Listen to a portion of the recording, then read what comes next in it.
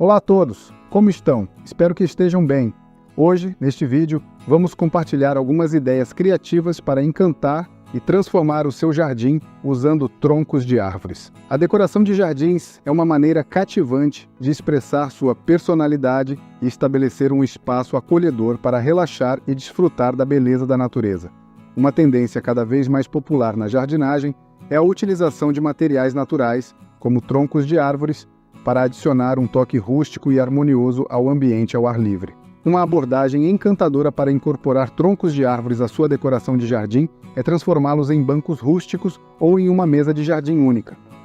Além de proporcionar lugares para descanso, esses elementos conferirão autenticidade e um toque aconchegante ao seu espaço.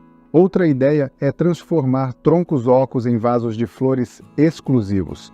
Você pode cortar uma parte do tronco e esculpir o interior para criar um espaço para as plantas.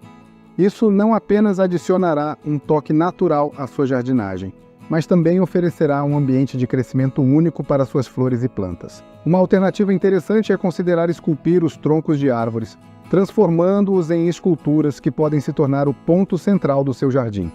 Ao incorporar troncos de árvores na decoração do seu jardim, você não apenas adiciona um toque rústico e natural, mas também cria um ambiente singular e acolhedor para desfrutar da serenidade da natureza em seu próprio quintal.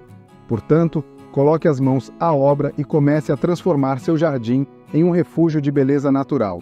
E se você é novo no canal, não se esqueça de se inscrever e ativar o sininho de notificação para se manter atualizado com todas as nossas novidades e dicas de decoração.